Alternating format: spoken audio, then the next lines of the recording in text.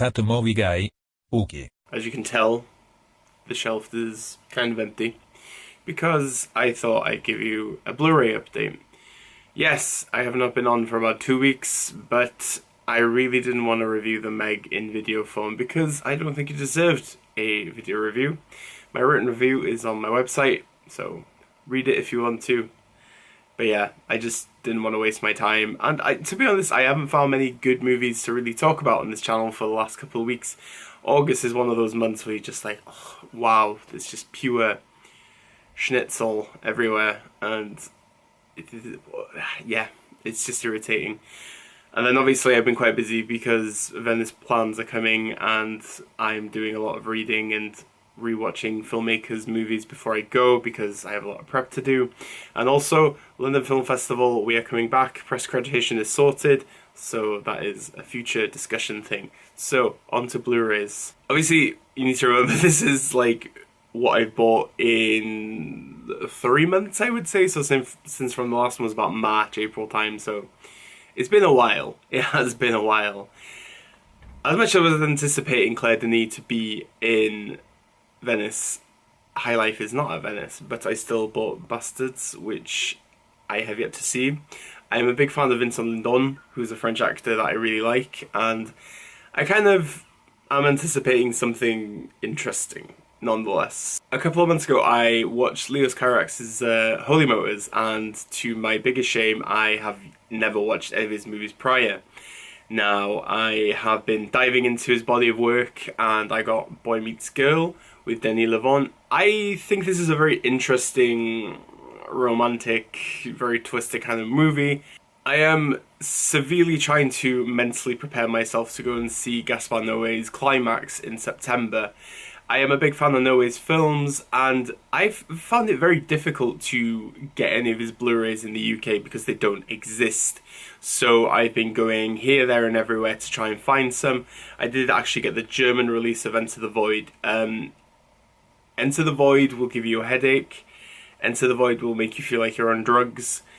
Enter the Void is probably one of the most beautifully photographed film you'll ever watch. After watching Paul Schrader's First Reformed and finally going into his work, I have, well, bought a few Paul Schrader movies. Hardcore is the Indicator Series one. I actually thought this was a very interesting film. It was set in the 70s with a very religious family. The daughter runs away and then the father has to go and try and find her, and she's actually making porn in Los Angeles during the 70s. So it's a very interesting perspective of how the underbelly of pornography really began in LA. You can see this in The Deuce on the HBO series of James Franco in New York, but I think it was a really interesting perspective. I don't think it's Schrader's best film, but it was a very eye-opening film, and it hits very good notes sometimes, but not my favourite Schrader film. When I was at FOP a couple of weeks ago, I saw that Heaven Knows What was £6, the Safdie brothers film that, well, kind of made them who they are today before Good Time. Isle of Dogs, I've reviewed this already. I find it a very interesting Wes Anderson film, no doubt. I haven't really thought about much of it though, but still, if you have all the Andersons, then you need to get them, I guess. Very difficult to get No Way movies. This one came from Australia, Irreversible. Oh my god, this is one of the most harrowing films I've ever seen. It makes Lars von Trier look like an amateur, definitely, but Irreversible was very painful to watch. Vincent Cassel and Monica Bellucci are amazingly powerful in this film. There is like a 7-minute unedited, uncut rape scene which is not for everyone. And even for myself, who I have watched some very deep and twisted films, it was very difficult to watch, but just the way that we go from the ending of the film to the beginning of the film, going from hell to heaven, it was just, so good. Olivier Assayas will be at Venice Film Festival, and one of the only films I have never seen from him was Imhotep. Finally, Arrow Academy released this on Blu-ray. It's a 2K restoration, it's a bit grainy, but for anybody that's an Assayas fan like I am, it was really worth waiting for. A really interesting perspective on French cinema and how pompous some filmmakers are over there. I just really enjoyed this film, and Maggie Cheung is so good in this film. Yeah, this was like one of the early Azias films as well. His film Cold Water is coming out on Criterion in September, so you'll be picking that one up too. Probably one of 2018's best films for me at the moment is Francois Ozon's L'Amant Double. I have reviewed this on my channel already, but I still cannot stop thinking about this film. It is a very powerhouse of a film, and I recommend that you check it out if you can. I think a film that was close to everybody's heart, and, well, obviously for mine, because I saw it such a long time ago, but Guillermo del Toro's Shape of Water got the Steelbook. In all honesty, I wasn't really going to buy this, but when I saw it, I was like, oh, nah, we'll get it. We'll go for it, kind of thing. But magical film. Sally Hawkins still should have won an Oscar for this film, but hey ho. Another Azias film that I like. It's very interesting. It's Something in the Air. It's based in the 70s after the May 1968 revolution in France, and it's just how young adults are dealing with life. And it's a very interesting expose, very interesting dramatical film, but I think you should check it out, definitely. Another Leos Carax film that I picked up was The Night is Young, Ma Voisin, which actually has Julia Binoche and Denis Lavant, two of my favourite French actors and actresses. I think that this film is not as good as Holy Motors, because Holy Motors is really high pegging for me, but this was a very interesting and very disturbing film. Carax is known for disturbing, we know this, but yeah, Ma Voisin. I was very impatient, and when I found out in Spain that You Were Never Really Here was getting a Blu Ray release 2 months before the UK release, I was like, oh, do you know what, the hell with it. So I bought it in Spanish. It has everything in English, but it's called En realidad Nuncia Estuviste aquí. So yeah, I'm not even gonna buy the UK one. I'm very content with this. Obviously, probably my film of the year still, along with L'Amant Double and Phantom Thread and various other things, but I'm glad I got it early. Very happy. Since Criterion has come to the UK, we have been waiting for more Wes Andersons of the Criterion variety to come out. And Life Aquatic Steve Zissou, as you may know, this is my favourite Wes Anderson, and I have watched it numerous times since I got it. Beautiful. Beautiful. The next Criterion is Mishima, A Life in 4 Chapters, about Yuko Mishima, who I didn't know anything about prior to this film, but my god, he was a very interesting artist and author and everything. Schrader made this film in the 80s, and it's revered as his best film. It is very tight between this and First Reform for me, I must say. I watched it twice now, and the extras and everything in this Blu-ray is phenomenal, and probably one of my favourite Criterions that I've bought, or even seen.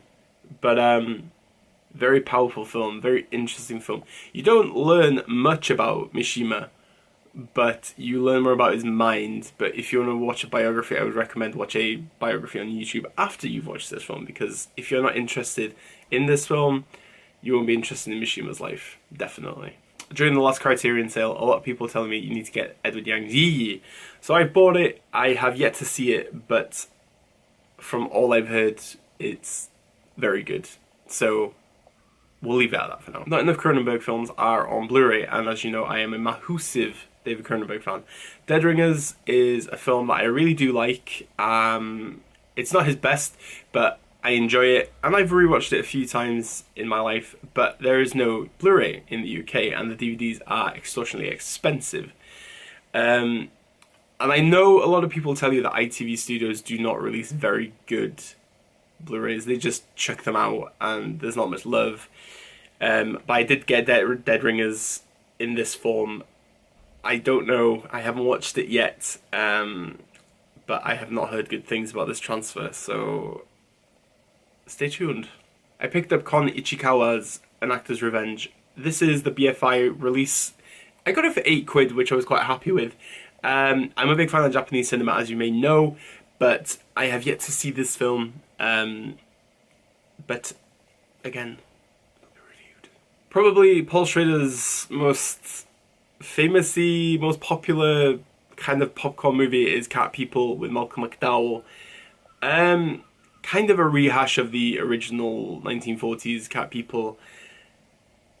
It is very erotic, I have to say, and it's interesting, but my least favourite Paul Schrader, and probably this will be sold at some point. I'm still trying to find more Harmony Korine DVDs and Blu Rays. It's so hard. Julian Donkey Boy, I know he has a Criterion, but I don't have a region-free player. DVD from Tartan DVD, which I like Tartan. They release a lot of films that I really do like. Julian Donkey Boy is a powerhouse of a film, and is it my favourite Korine? No, because Spring Breakers is still my favourite, but I put all of Korine's movies like on the same level because they're all that good. But Julian Donkey Boy, this was £3. Bargain, absolute bargain. I also picked up Lindsay Anderson's If.